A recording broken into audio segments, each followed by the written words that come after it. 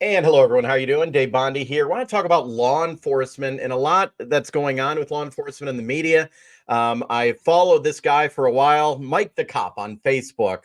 Hello, good to see you. And can you give us a little background about yourself? Because a lot of people do know you, but some don't. Yeah, or at least they know a part of me anyway, the part on Yeah, social media. exactly. Yeah. Yeah, I went into law enforcement in 2009 and was a full-time officer up until the summer of 2017, then went part-time.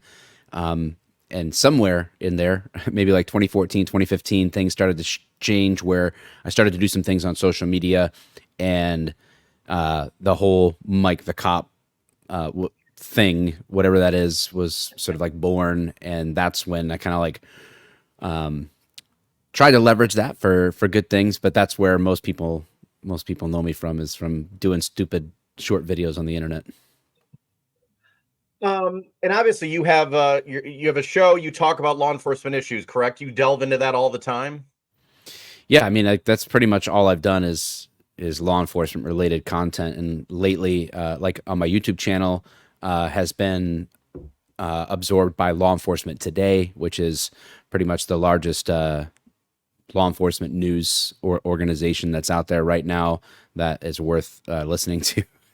So Yeah, true. there's True. that. So still doing some things with them to kind of partner, and always I'll forever be, even though I'm not active anymore, pro law enforcement, and do what I can to support and continue to speak out and advocate as best I can for law enforcement. Gotcha. I worked for 25 years in journalism.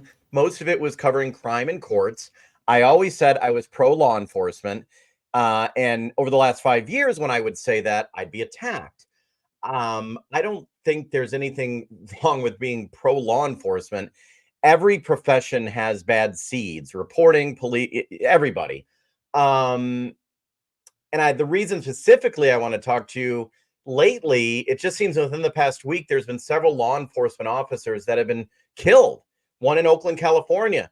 And you're not hearing about it. Back in the day, NBC, ABC, CBS, CNN, they would lead their shows.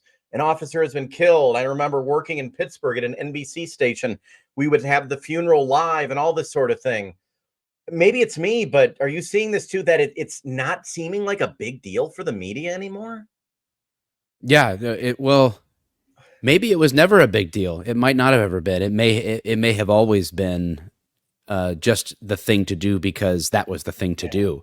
It Yeah. could have been. I don't know how sincere or insincere media companies have been. I mean, I can, usually, it's like you see people's true colors at some point, right? So it couldn't have gone from just like, boy, all of a sudden we were like super pro law enforcement from a media perspective to now we're not. It was like maybe it was beneficial to ratings or to Yep. views or whatever else to be You're right. pro law enforcement, or sort of pro law enforcement in some sense, highlighting the sacrifices of officers or their good work or whatever else. Maybe that was just advantageous for those companies. But I mean, I think that Good point. for me, and I'm old enough to remember like the Rodney King situation, right? That was like a watershed moment, I think, between culture and law enforcement. I think that was a huge one. And then things sort of calmed down. That was LA, that was big city, that kind of a thing. And then when we fast forward to the summer of 2014, I think it was summer of 2014 was the Ferguson shooting Yep. of Michael Brown, right? Yep.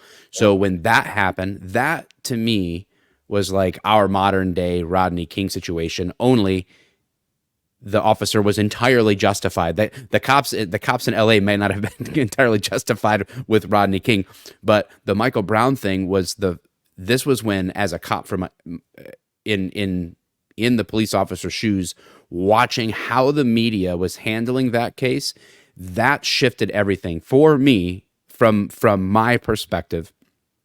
Everything about media coverage of law enforcement has shifted since that summer.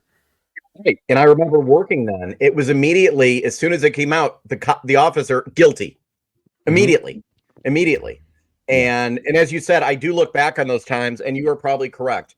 back in the day, it was probably they got good ratings and so forth. But after 2014, um, and even with lots of incidents where a viewer would send us a 10-second clip of video of an officer pushing someone on the ground and they would want us to do the story. And Yeah. I would always say, no, you don't know what happened before the tape started rolling or after the tape started rolling. And I posted that on my work Twitter account, and I was almost fired because I was called racist. And I'm like, no, it doesn't matter if you're white, black, whatever. And that's a big issue. And I don't know. And you probably had a relation media before, I'm sure, in your past, maybe with your job. You dealt with media. There's some good ones, but there are people that are anti. It's the corporate structure too. It's and one reason why I got out, just not happy with narratives that are set. There shouldn't be narratives. Just tell the damn story and let the Yeah. viewers decide what's going on. Yeah, that would be super awesome to have to turn on the news and just hear what's going on. Like News. actual established information. That'd be fantastic.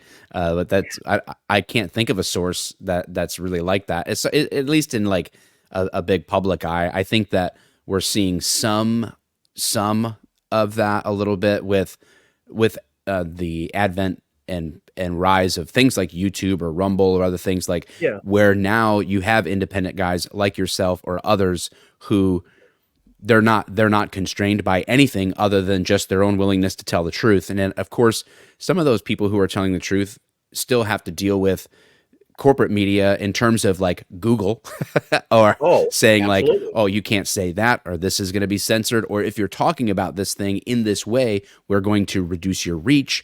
This is the whole sort of like free speech and social media conversation that culture is dealing with. But yeah, it's a wild world. So I understand why law enforcement. I know when I was a reporter, I worked the crime beat in Pittsburgh. And I would literally, I mean, have work relationships with police chiefs, and all the way from police chiefs down to the secretaries, because they know the most at the police stations, the Right. secretaries and the people there. And I would become friends with them, and text them every morning and so forth. But I understand now, in a lot of times, why officers, any first responders, they see the media and they're like, "Oh no, get the hell away from me." Yeah. Because I've dealt with a lot of them that have been very sneaky. What do law enforcement think of the media in general? I mean, I'm assuming they do not trust the Yeah, media. it's not a super positive thing. I don't think, not in my experience, the idea. And I think a lot of that is because when I was a cop, I definitely don't want to exaggerate, but I think it's pretty accurate to say out of every situation that I ever found myself in as an officer, any incident that was covered in the news, and I would take that real broadly, everything from like the local paper all the way up through like major court cases. Yeah. I would say that they had eight more than 8 out of 10 times the information that the media was conveying was not true, was not accurate. And Yep. so for me, that created the, like, it doesn't matter what you say, it doesn't matter what you do. Like, I would be sitting in a courtroom and you'd have a journalist in there from a paper, and I would read the next day what they said happened in the courtroom that I was sitting in, and I'm like, were we even in the same room? Were they listening to at all what was being said? Because what they took away or what they're conveying to the public is not what happened in that room, like, and that was just really commonplace. And some of that is just apathy on the part of the reporter. Maybe they're disinterested in the story, so they're not paying attention. And some of it is just like, well, I need to convey this in a way that will actually like get more eyes on, or create a little bit more controversy, that kind of a thing. So yeah, it's And it shouldn't frustrating. be. There were scenes where I know, for example, you've been at these scenes, homicide scene. As a reporter, you walk up and you're like, "Hey, is there someone I can talk to?" And like, "No, we're really busy right now. That's fine." And I would just step off. I'd stay away until the scene was, not as active. Some reporters though will be like, "Okay, chief doesn't want to talk to me. Let me just tweet out some stuff I think that's going on." And that's where it gets to be really bad. Yeah. Like the reporter, "Oh, the police aren't talking to me." Yeah, idiot reporter, because they're dealing with a crime scene right now. I don't Right. think Yeah. those are the things a lot of reporters, especially younger ones now, they don't Yeah. realize when there's a fire burning down and people trapped, the fire chief really doesn't have time to go talk to the reporter. Yeah, I was on a crash scene one time, and it was actively happening. Like there was people in the car. I was trying, Oh and I think it my. was just like one of the Detroit news stations was driving by, and I think they just saw something, so they just stopped. And all of a sudden, like I look up, and I've got this reporter like, "Hey, do you have any like what's going on here?" And I'm like, are you serious right now? Like I'm literally in the middle of trying to help people in a car accident. Like I just get away. This is not the time or the place. No, and as a human being, I mean, I knew that. I knew step aside, but as you said, there's some people who are just not appropriate at all. One of the last things I want to ask you about law enforcement, at least recently that I know, they're having trouble towns, sheriff's department filling positions. Yep. Is it just because of the attack? It feels like the societal attack, maybe by entertainment or media on law enforcement. It seems like I wouldn't, if I was my son, I have a 6-year-old, and I'm like, cool, he wants to maybe one day be a police officer like I did when I was little. But it makes me think, oh my God, everyone just would come after him. Is that making some people just say, I don't want to deal with it? I mean, maybe some people. I think that the real underlying reason actually goes back to something else that you mentioned, the narrative. And I think so it's not so much, when you go into policing, you expect that you don't really care about the media, to be honest with you. Like you're like, whatever. Oh, Like if the media covers like who cares? Whatever. yeah. People in general, people tend to think cop stuff is cool, or police Yeah. TV shows, like they're interested, they're generally supportive. Yeah. So I don't think that the media is really the issue. But there's that underlying the underlying false narratives. And what happens is we know that the bad guys are going to be bad guys.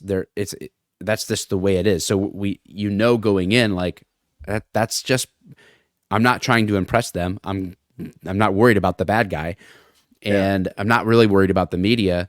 But what happens is this narrative creeps into, I think, like the political realm, and then all of a sudden you've got chiefs of police and administrations, city councils, mayors, whoever, that they bite on that false narrative. Even if they don't buy it, they still have to deal with it, and so they make policy changes and all that impact the officers and their livelihoods and their sanity and all that Yeah. stuff based on these false narratives. And it's really not the bad guy that is facing you that's the problem. It's the people behind you that will backstab you. When Rayshad Brooks got shot in Atlanta, that officer was fired within 24 hours. His department completely tossed him aside. Not everybody in the department, but his administration just said, "You're gone." And there Yep. was, without any just cause, Yep. no trial, no factual basis. Just, oh, you killed a black man in a parking lot, you're gone. That No doesn't matter fit. what, that's it. That is a no in this culture. It's like, wait a second, like, are we going on the narrative that we should be talking about, or are we going in reality? And that's what's keeping cops, I think, or new cops from wanting to step in. That's what's causing rapid early retirements, or people not staying on the job, even when they're eligible to retire for a long time, because you can start as a cop in some cities when you're 18 or 21 in a lot of states. So you do 20-25 years, you're still in your mid 40s. You could stay on the job if you wanted to. Yeah. But a lot of people are like, the second they can leave, they're leaving, not because of the media, not because of even really public perception, but it's because of the political aspect of it and how that's shifting the justice system. But and it could impact if you are doing the right thing, law enforcement officer, you could be criminally charged with Yeah. something with that narrative. That's the problem. Yeah. Um, as a law enforcement officer, I talked to one who said the last thing he wants to do is fire his weapon because it's usually never a good situation, whether it's paperwork or whatever, or the narratives. But if you're in that situation, and I was told as a law enforcement, you have to react. You can't second guess. Right when you're in the midst of the heat of the moment, you really Mhm. can't stop. Do I pull the trigger? Do I don't pull the trigger? That's not how you're trained, right? That's not a good thing to be Yeah, thinking. that's not a Oh good God, thing. am I going to be arrested if I shoot the suspect or something? You can't do that. Yeah, no, that's no good. And Yeah. yeah, it's just I think that it is keeping good people. That's when I left full time and went part time because I had spun up some of my own businesses, and I was going in a fresh direction for me that was good for me. Yeah. But I still stayed part time at another department because I still enjoyed being a police officer. I enjoyed the work. I enjoyed doing something in the community. So even if it was just a few days a month, I was still happy to do it. But then it just kept getting worse and worse to the point to where it's like I'm just one situation that I'm not asking for to happen, and they're going to come after me. They're going to come after my family. I'm like, it's not worth it anymore for me to do that. And we need good police officers. We need people who will do the job, that are in a position of both desire and ability and station in life to be able to do that. But yeah, it's not going to be easy until the the pendulum swings and the politicians are forced to take a back seat to reality. Question. Is it starting to swing with you had to defund the police, which was ridiculous, and that's what it was. I know they claim it wasn't, but many communities and some of the politicians won't admit it, but it blew up in their face. I mean, hopefully, is it starting to trend a little back to normalcy? Maybe. Yeah, I don't know. I mean, it probably depends on the community. Yeah. Um, in a lot of these predominantly, people, I don't know your audience, but predominantly leftist leaning cities, I don't think the pendulum is swinging back. I think they're going to stay empty. I think they're going to struggle to get officers. Even NYPD, they canceled all their future classes until 2025. They're not even putting people through the academy, and they have record high retirement right now. Wow. So crime rate is skyrocketing. They can't do anything because their policies are hamstringing them.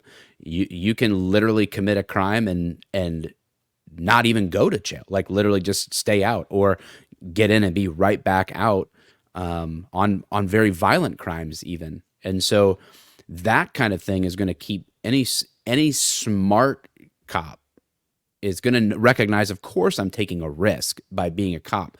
But if you don't have the backing of the criminal justice system, if they're going to literally work against you, then a smart person is like, you know what? Maybe I'm just going to stay in the private sector and take care of my family because this is silly. Exactly. I appreciate it. What's the best way to people to follow you? I know YouTube's big, your Facebook's big as well. What's the biggest way to people to Yeah, find you? honestly, I haven't been too focused on the Mike the Cop thing. There's probably a name change in the future on that. Like I'm probably gonna become Mike was a cop or something. And I still obviously, like I said, support law enforcement. But if you went to like facebook.com/107 Mike TEN the number seven, I realize now that I put this little name on my thing. It says 10project.com. It's actually should have the number seven in there. I I will realized just looking at that, I was like, oh, that's what put the link that out there, and I can actually maybe superimpose that since we're taping this. So 107project.com. yeah. Okay. I will put that link out there for everyone. And yeah, I appreciate you taking the time from one Michigander to another. Yeah, man, I appreciate it. Okay. Thank you so much.